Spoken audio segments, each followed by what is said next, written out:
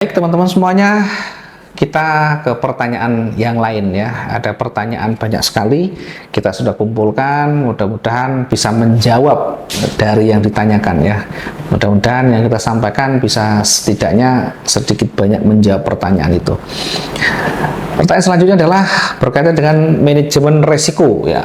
Misalkan risk sudah diatur dengan sedemikian rupa, tapi kontrol emosi yang masih susah ya. Haruskah kita bermeditasi dulu atau bagaimana cara membangun agar kita bisa menghilangkan atau meminimalisir kecemasan kita atau emosi kita dalam trading? Pertanyaannya berkaitan dengan psikologi ya. Risk management sudah ditata dengan baik, sudah dihitung dengan baik. Ya, lagi-lagi yang menjadi pelopor adalah psikologi. Apa itu psikologi? Psikologi itu adalah tingkat kecemasan saat posisi kita, saat kita menempatkan posisinya. Jadi kalau belum ada posisi sebenarnya aman-aman saja. Kalau tidak ada posisi trade kita, pasar itu mau naik turun ya bodo amat, tidak jadi masalah ya. Nah, yang jadi masalah, jadi persoalan saat kita punya posisi, saat sudah di-entry-kan di sana, ternyata marketnya berbalik.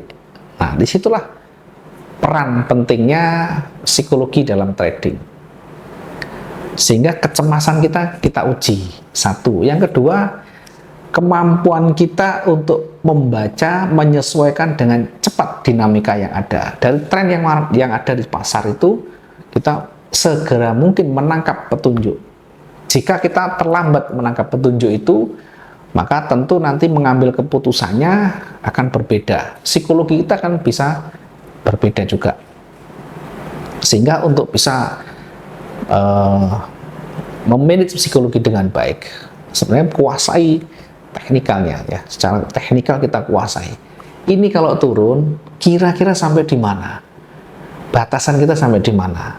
Jadi batasan itu begini. Seandainya dia turun, kemudian kita hitung di sana, jaraknya cukup. Artinya resiko ini yang kita tempatkan itu masih wajar, kemudian di sisi bawah ada support. Maka kita bisa menunggu hingga market ini betul-betul menempatkan atau menembus area supportnya. Sebaliknya ketika dia naik, kita hitung dengan perhitungan ya tentu berapa pipsnya kita akan tentukan sesuai dengan tingkat kecemasan kita. Saya sendiri terkadang saya toleransi hingga 350, 400, kadang 500 di sana. Setelah itu ya kita resikukan. Ya, jarang sekali sampai ribuan. Sehingga tidak mungkin MC. Nah, bagaimana ketika kita entry tiba-tiba marketnya bergerak cepat? Ketika kita entry, market bergerak dengan cepat. Lot kita masih terukur, tidak masalah. Dan itu harus dihindari dengan cara melihat jadwal kalender ekonomi atau jadwal berita hari itu. Selama kita tahu jadwal beritanya, sangat kecil kemungkinan kita akan terseret yang jauh. Diingat pasar itu ketika dia mau bergerak lebih kuat, maka dia akan muncul indikasinya, akan ada petunjuk di sana. Kecuali news ya, kalau news besar memang dia bisa refleks ya, bisa flash panjang. Tetapi ketika kondisi normal tidak ada news, maka pergerakan itu akan bisa kita baca dari mana, dari historinya, candle-candle yang terbentuk di sebelumnya. Sehingga kalau ingin betul-betul kita bisa mengendalikan psikologi dengan baik, yang pertama tentu harus menguasai secara teknikal. Yang kedua realistis saja pokoknya. Realistis itu risikonya harus realistis, targetnya juga harus realistis. Kita bisa sangat cemas sekali, bahkan akan sangat luar biasa punya detak jantung yang sangat besar, sangat mengganggu. Tentunya ketika kita menggunakan risiko yang sangat besar. Apa implikasinya risiko besar? Implikasinya ketika rugi kita bisa kepotong banyak ketahanan kita, modal kita. Artinya lot yang kita gunakan sangat mempengaruhi tingkat kecemasan kita. Itu berkaitan dengan manajemen risiko nantinya. Jadi kita tahu pergerakan ini mau kemana, kemudian tanda-tandanya bagaimana, trennya seperti apa. Kalau sudah tahu seperti itu, sudah melewati batas maksimumnya area support resistennya, oh ini berarti sudah harus berbalik. Maka tentukan pilihan resikonya. Jangan menunggu sampai modal kita tergerus habis. Memang kalau kita menggunakan lot yang besar, bagaimanapun yang kita resikokan, bagaimanapun yang kita analisakan, tetap saja tidak menjawab pertanyaan. Karena itu yang ditanyakan berkaitan dengan psikologi supaya kita bisa mencegah atau memperkecil tingkat kecemasan kita, emosi kita. Tadi sudah kita sampaikan, kuasai secara teknikal. Yang kedua, harus realistis, logis, masuk akal. Artinya kalau kita targetkan yang masuk akal sesuai dengan kemampuan kita, kemampuan dana kita, kemudian resiko juga masih wajar ya, tidak menggunakan resiko yang tinggi, tidak menggandakan lot kita dan sebagainya. Selama itu kita bisa lakukan dengan baik, maka tingkat kecemasan bisa kita minimalisir.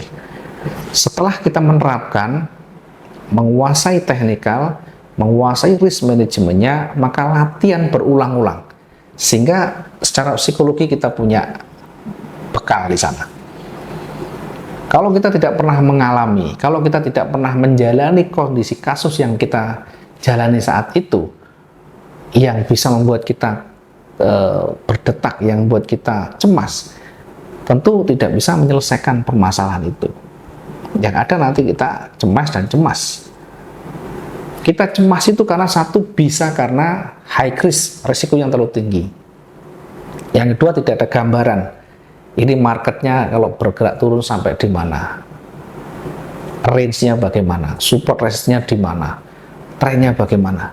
Kalau tidak ada gambaran di sana, tentu ya blank. Ya, kita tidak bisa tahu nanti dia sampai di mana. Sehingga ketika floating tidak tahu kapan kita exitnya. Yang ada kita jaga, kita berdoa, sudah 20% kita biarkan, 30% kita biarkan. Batasi maksimum di dalam trading itu, misalkan mampu kita sehari maksimum dari sekian banyak transaksi itu misalkan 10%, ya sudah 10% batasi, kalau sudah tercapai selesai, lanjutkan hari esok.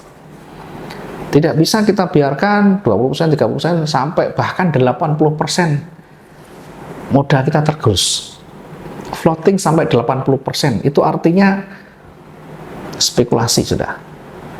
Selama dalam perjalanan itu kemana saja, berarti kita tidak memahami secara teknikal.